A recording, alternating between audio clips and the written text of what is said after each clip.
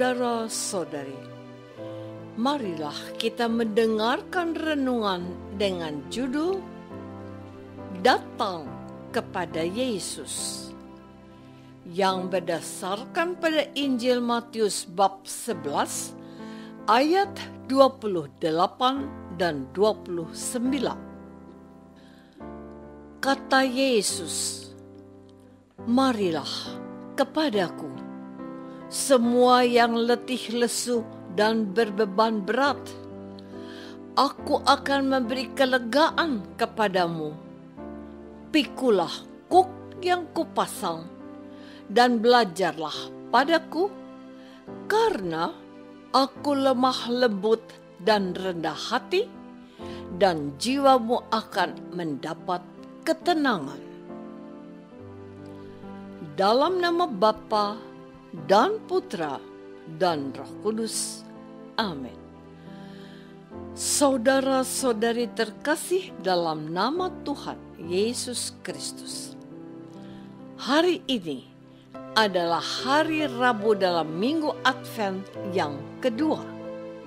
Bacaan Injil pada hari ini mengajak kita untuk datang kepada Yesus.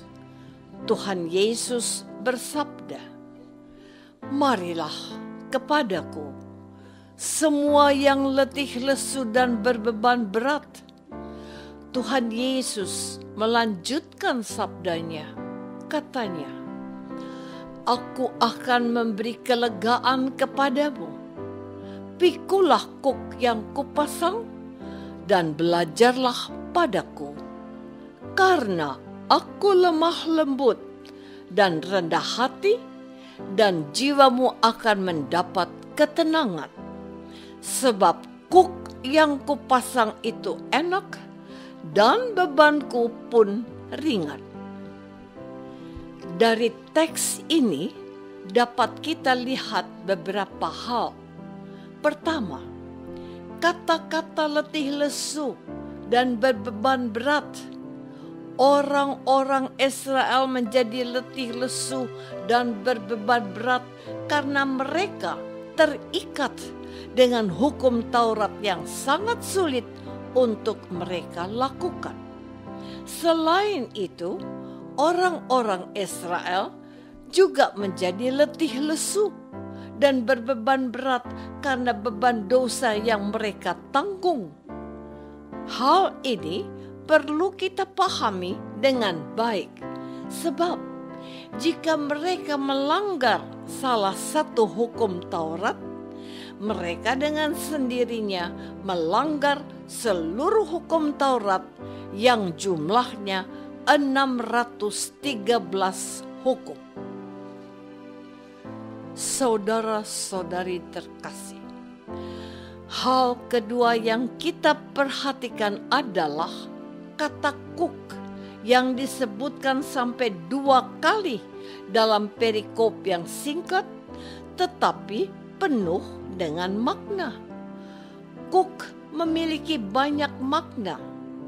Bagi orang Israel, kuk sudah sangat mereka pahami dalam keseharian hidup mereka. Kuk adalah sebuah perkakas yang menghubungkan 2 atau lebih binatang seperti lembu, sapi, atau binatang lain, sehingga kedua binatang itu jadi satu. Kuk juga diartikan sebagai beban atau palang kayu dengan jepitan kayu vertikal yang memisahkan kedua binatang penarik, sehingga kedua binatang itu secara bersama-sama dapat menarik beban berat, dan beban yang berat menjadi ringan karena dipikul berdua atau lebih. Kuk biasanya terbuat dari palang kayu tunggal dengan jerat tali yang diikatkan ke leher binatang penarik. Kata kuk merupakan terjemahan dari beberapa kata Ibrani dan Yunani yang dipakai baik secara harafiah untuk kerangka kayu yang menghubungkan dua ekor binatang. Binatang itu biasanya lembu jantan maupun kiasan untuk melukiskan takluknya seorang pribadi kepada pihak lain. Saudara-saudari terkasih, dalam kaitan dengan ajaran Yesus, kuk dipahami secara lain. Yang dimaksud kuk dalam Matius ini adalah sebutan kiasan untuk hukum Taurat, yaitu hukum yang dipikul atau hukum yang harus ditaati oleh semua orang Israel dimanapun mereka berada. Dengan demikian, ada kaitan antara orang yang letih lesu dan berbeban berat dengan kuk. Dan Allah memberikan hukum Taurat itu kepada bangsa Israel.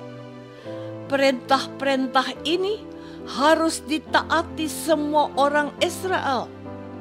Namun, kalau kita mengacu pada perkataan Rasul Yakobus tadi, bahwa melanggar satu saja sama artinya melanggar semuanya, tentu teramat berat.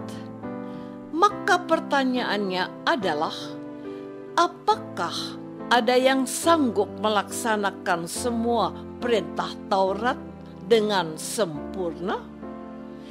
Jawabannya adalah sulit.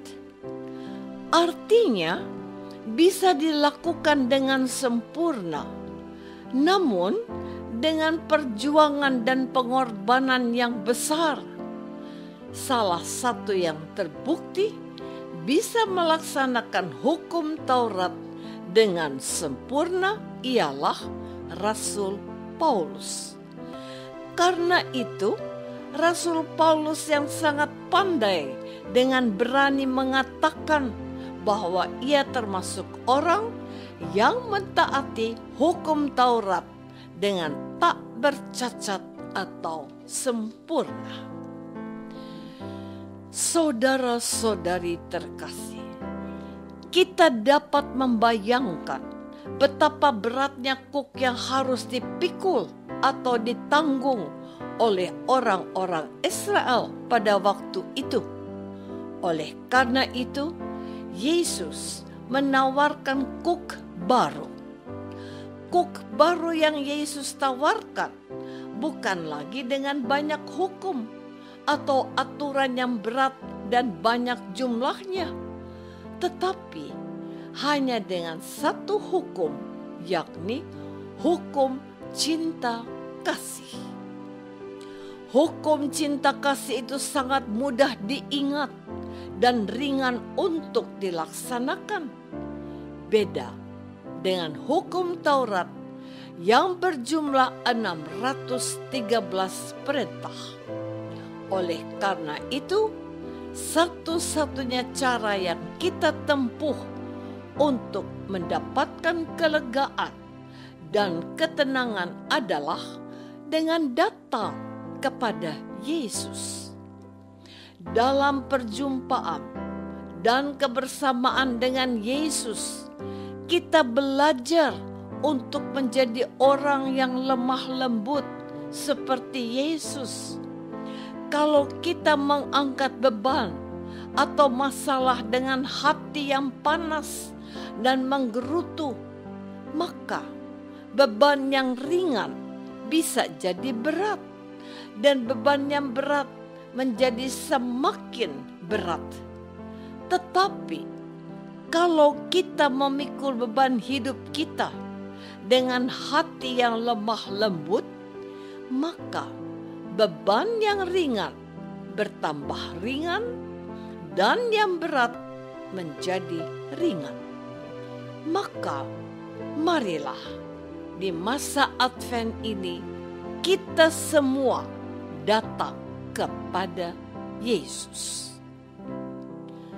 Apakah selama ini kita sudah datang kepada Yesus dengan belajar dari Yesus untuk menjadi pribadi yang rendah hati dan lemah lembut?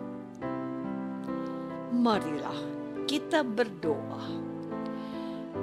Tuhan Yesus Kristus, Engkau bersabda, "Marilah kepadaku, semua yang letih lesu dan berbeban berat, Aku akan memberi kelegaan kepadamu."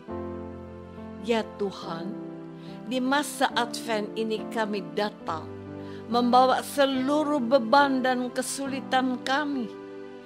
Kami ingin mengenakan kuk baru dari Engkau, yakni kuk cinta kasih. Doa ini kami persembahkan dalam nama-Mu, Tuhan dan pengantara kami. Amin. Semoga kita semua selalu dinaungi dan dibimbing oleh berkat Allah yang Maha Kuasa. Dalam nama Bapa dan Putra dan Roh Kudus.